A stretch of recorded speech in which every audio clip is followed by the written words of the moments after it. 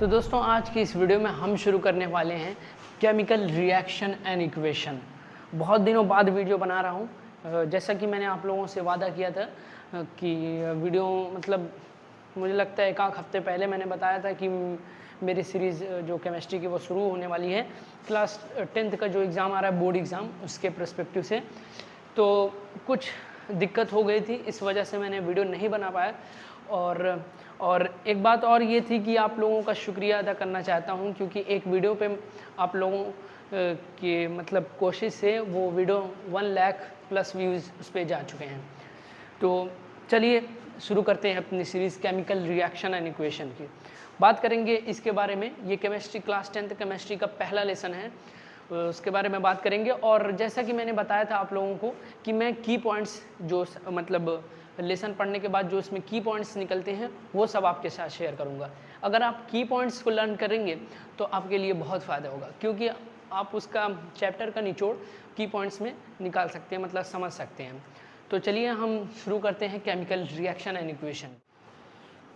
तो जैसा कि सबसे पहले जो चैप्टर का नाम है केमिकल रिएक्शन एंड इक्वेशन, तो हम बात कर लेते हैं केमिकल रिएक्शन। केमिकल रिएक्शन क्या होता है, इक्वेशन के बारे में हम बात करेंगे। सबसे पहले हम बात कर लेते हैं केमिकल रिएक्शन के बारे में।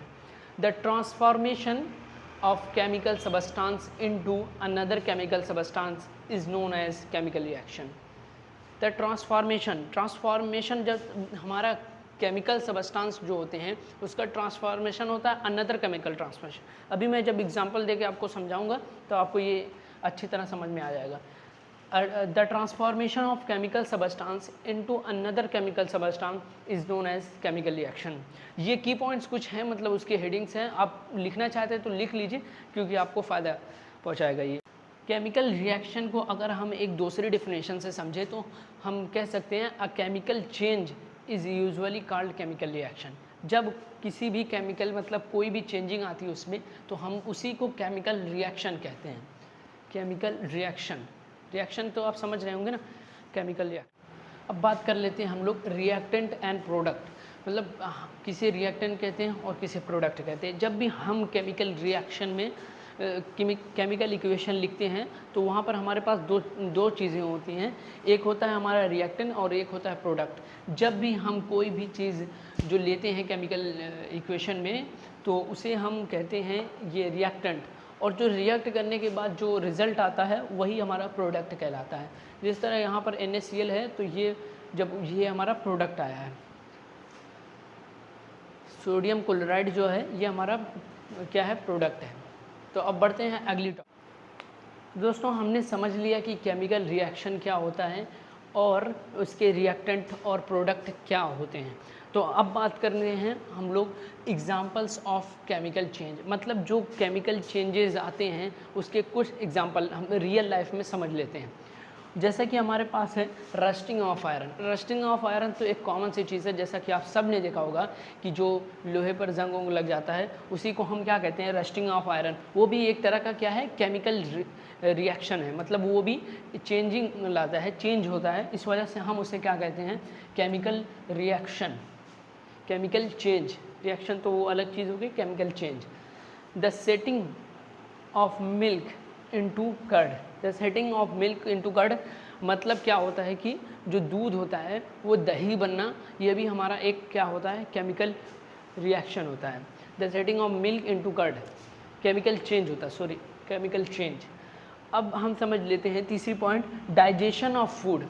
डाइजेशन ऑफ फूड ये भी क्या है, केमिकल चेंज है। क्योंकि जब भी हम खाना खाते हैं तो हमारे अंदर जब भी हमारा खाना मतलब खाना पहुंचता है तो कई सारे चेंजेस अंदर होते हैं, कुछ बहुत सारे केमिकल चेंज वहाँ पर होते हैं। डाइजेशन ऑफ फूड हो गया। Ripening of fruit. Ripening of fruit क्या है, फलों का पकना, उसमें भी केमिकल चेंज होते हैं, तो ही जाके वो क्या होता है, फल पक जाता है। इस वजह से हम उसे क्या कहते हैं, वो भी एक तरीके से केमिकल चेंज में आता है। कोरोजन, कोरोजन के बारे में हम पूरा डिटेल में अभी समझेंगे कोरोजन क्या होता है। कंबशन और रिस्पायरेशन, ये तीनों को हम अभी डिटेल में समझेंगे कि ये क्या होते हैं। चलिए तो बढ़ते हैं नेक्स्ट टॉपिक पर। तो अभी हमने बात किया था कि क्या एग्जाम्पल क्या होते हैं, केमिकल चेंजेस के क्या एग्जाम्पल होते हैं। अब बात कर लेते हैं कैरेक्टरिस्टिक ऑफ केमिकल रिएक्शन। उसके कुछ कैरेक्टरिस्टिक जो कि आप लोगों ने देखा होगा। चेंज ऑफ स्टेट, मतलब उसके स्टेट में चेंजिंग आ जाती है। जब भी स्टेट में चेंजिंग आ रही है तो वो भी उसकी क्या है, केमिकल रिएक्शन की एक कैरेक्टरिस्टिक्स है। क्या करते हैं, अपनी स्टेट को चेंज करते हैं, मतलब सॉलिड से वो गैस में हो गए, सॉलिड से वो लिक्विड में, लिक्विड से गैस में, गैस से लिक्विड में, लिक्विड से सॉलिड में, इस तरह अपने स्टेट को चेंज करते हैं। चेंज ऑफ कलर, उनमें कलर में भी चेंजिंग होती है। हम कभी एग्जांपल मतलब आपको वो एक्सपेरिमेंट करा के दिखाएंगे कि किस तरह चेंज ऑफ कलर उसमें चेंजिंग होती है। और चेंज इन टेम्परेचर, टेम्परेचर भी चेंज होगा। आप लोग स्कूल में पढ़ते होंगे तो आपके एक्सपेरिमेंट ये सब कराया गया होगा कि change in temperature, change in colour आपको दिखाया गया होगा। और इवोल्यूशन ऑफ गैस, गैस का क्या होता है, इवोल्यूशन, मतलब वहाँ पर जब भी हम केमिकल रिएक्शन जब वहाँ पर होता है तो वहाँ पर इवोल्यूशन ऑफ गैसेस निकलती हैं। तो ये सब कैरेक्टरिस्टिक्स हैं, आप लिख सकते हैं इन्हें, आराम से इसे नोट डाउन कर सकते हैं आप। तो अब हम बात कर लेते हैं कि अगर हमारे पास ये एक तरीके की इक्वेशन दी हुई है तो हम उसे क्या कहते हैं, इसे हम कहते हैं फार्मूला इक्वेशन, ठीक है। या तो हम इसे सिंबॉलिक इक्वेशन कहते हैं या फिर हम फार्मूला इक्वेशन कहते हैं। और उसे अगर हम उसको उसके जस्ट उसके नेम में लिख रहे हैं उसको, तो जैसे Na है, हम इसे sodium plus chlorine sodium chloride बन रहा है, तो हम इसे कहते हैं वर्ड इक्वेशन। या आप समझ सकते हैं, ये छोटी सी पॉइंट थी। तो ये हमारा फार्मूला इक्वेशन और ये है वर्ड इक्वेशन। तो अभी तक हमने बात कर लिया है कि केमिकल रिएक्शन क्या होता है। केमिकल रिएक्शन के बारे में हमने सारी चीज़ें अच्छे से पढ़ लिया है। अब हम समझते हैं कि इक्वेशन, ये जो अपने चैप्टर में इक्वेशन है, इसके बारे में अच्छे से समझते हैं। तो हम बात कर लेते हैं केमिकल इक्वेशन के बारे में। अभी तक हमने जो पढ़ा है सारी चीज़ें हम केमिकल रिएक्शन के बारे में अभी तक पढ़ रहे थे। इक्वेशन के बारे में थोड़ा बहुत बात हुई थी, मैं कुछ समझाने के लिए आपको इक्वेशन थोड़ा बताया था। अब यहाँ पर डिटेल में समझ लेते हैं कि केमिकल इक्वेशन होता क्या है। तो representation of chemical reaction using symbols and formula of the substance is called equation. अभी तक मैंने आपको बताया था कि सिंबल्स क्या होते हैं और फार्मूला क्या होते हैं। अभी मैंने कुछ देर पहले आपको ये समझाया था कि क्या होते हैं सिंबल्स और क्या होते हैं फार्मूला। तो इस कॉल्ड सबस्टेंस। अब इसके एग्जांपल को हम समझ लेते हैं कि एग्जांपल क्या होता है।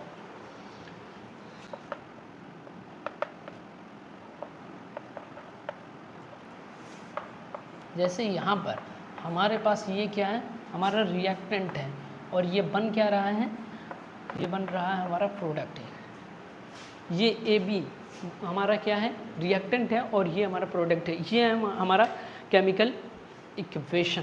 तो ये इतनी बात आपको समझ में आई हो तो नोट डाउन कर लीजिए। जब भी हम केमिकल इक्वेशन को लिखते हैं तो इसी तरह के मतलब उसमें क्या होता है कि सॉलिड्स भी होते हैं, लिक्विड्स, और वहाँ पर गैस भी प्रोड्यूस होती हैं, गैसेस को अलग, और एक्वस सॉल्यूशन है, प्रेसिपिटेट है।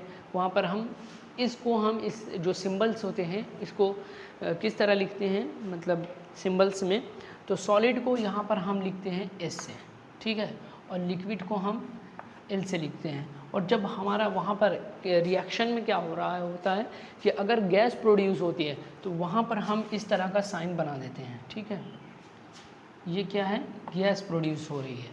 और यहाँ पर अगर गैस है तो हम यहाँ पर G लिख देंगे। रिएक्शन में हमारे क्या है, अगर गैस है तो हम यहाँ पर G लिख देंगे।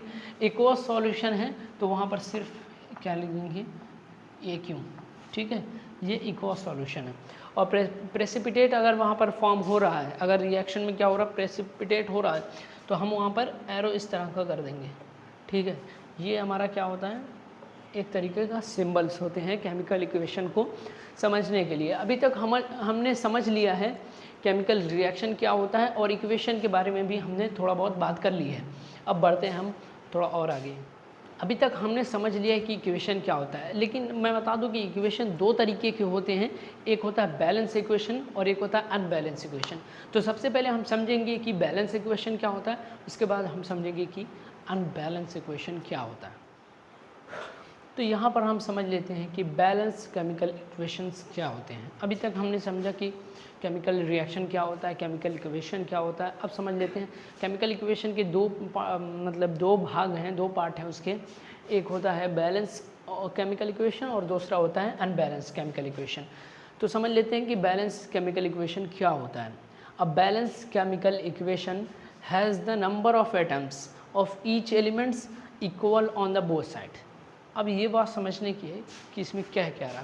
तो एग्जांपल से हम समझ लेते हैं कि क्या कह रहा है। यहाँ पर हमारे पास एक केमिकल इक्वेशन है, तो हम इसे समझ लेते हैं। कह रहा है कि अगर हमारा रिएक्टेंट एक साइड बराबर है, उसमें जितने एटम्स हैं अगर वो बराबर हैं तो उतने प्रोडक्ट में भी बराबर होने चाहिए। मतलब वहाँ पर देखिए, a balance chemical equation has the number of atom of each element equal on both side. मतलब जो एटम्स ऑफ ईच एलिमेंट, जितने भी एलिमेंट्स हैं दोनों, ईच मतलब दोनों, यहाँ पर इक्वल ऑन बोथ साइड मतलब दोनों आपस में क्या होना चाहिए, बराबर होना चाहिए, इक्वल होना चाहिए। तो यही हमारा क्या है, बैलेंस केमिकल इक्वेशन कहलाता है। तो अब बात करते हैं हम अनबैलेंस इक्वेशन के बारे में। यहाँ पर हम समझ रहे थे कि अनबैलेंस इक्वेशन क्या होता है। अभी तक हमने समझा कि बैलेंस केमिकल इक्वेशन क्या होते हैं। अब हम समझ लेते हैं कि अनबैलेंस केमिकल इक्वेशन क्या होते हैं। तो आइए देखते हैं। If the number of atom of each elements in reactants is not equal to the number of atoms of each elements present in the product, then chemical equation in is called unbalance chemical equation. यहाँ पर कहना ये चाहता है कि जैसा कि हमने बैलेंस इक्वेशन में देखा था, जस्ट अपोजिट उसका है कि यहाँ पर जितने भी ये दोनों आपस में क्या होंगे, जो एलिमेंट्स होंगे ये दोनों आपस में बराबर नहीं होंगे। तो वही कह रहा है कि इसमें ये दोनों बराबर नहीं। बैलेंस इक्वेशन में क्या होता है कि ये दोनों बराबर होते हैं, और अनबैलेंस इक्वेशन में क्या होता है कि ये दोनों बराबर नहीं होते हैं। जैसे कि यहाँ पर हमारे पास आयरन है और यहाँ पर हमारे पास वाटर है। तो देख सकते हैं यहाँ पर आयरन कितना है, यहाँ पर आयरन 1 है और यहाँ पर देख सकते हैं 3 है। तो यहाँ पर बैलेंस नहीं है, तो इसे हम अनबैलेंस कहेंगे। तो अभी तक हमने यहाँ पर बैलेंस और अनबैलेंस इक्वेशन के बारे में बात कर ली थी। और बात करते हैं टाइप ऑफ केमिकल रिएक्शन के बारे में। यहाँ पर पूरे टोटल 8 टाइप्स हैं केमिकल रिएक्शन के। तो हम एक एक करके अगली वीडियो में इंशाल्लाह बात करेंगे। तब तक के लिए अभी आप लोग देख लीजिए कि केमिकल रिएक्शंस 8 तरीके के होते हैं। Combination reaction, decomposition, displacement, double displacement and redox reaction, endothermic, exothermic, precipitation. तो इन सब के बारे में हम डिटेल में अगली वीडियो में हम बात करेंगे। तब तक के लिए यहीं पर हमारे चैनल को सब्सक्राइब कर लीजिए, और नेक्स्ट वीडियो में हम बहुत जल्द नेक्स्ट वीडियो भी ले आएंगे। इस वजह से क्योंकि बोर्ड एग्ज़ाम करीब आ रहे हैं और सीरीज़ हमारी इंशाल्लाह थोड़ा फास्ट भी चलेगी। मैं वादा तो कर देता हूं पर वीडियोस नहीं आ पाती, लेकिन अब की बार आएंगे इंशाल्लाह। और तब तक के लिए इन सब को नोट डाउन कर लीजिए, एक कॉपी बनाइए अच्छे से और इस पर लिखते चलिए, क्योंकि ये हमारे चैप्टर्स के सारे की पॉइंट्स हैं। इस वजह से आप लोगों को बहुत फ़ायदा करेंगे, क्योंकि जब नोट्स आपकी बनी रहेगी तो आपके लास्ट टाइम एग्ज़ाम में बहुत काम आती हैं। इस वजह से की पॉइंट्स को आप ध्यान में रखिए, और शॉर्ट डेफिनेशन मैं बताऊंगा इन सब के बारे में, तो वो आपके लिए बहुत फ़ायदेमंद होगी। तो चलिए मिलते हैं नेक्स्ट वीडियो में। कॉम्बिनेशन रिएक्शन मतलब टाइप्स ऑफ केमिकल रिएक्शन के बारे में बात करेंगे। नेक्स्ट वीडियो में 8वां हम वहाँ पर पूरा क्लियर करेंगे।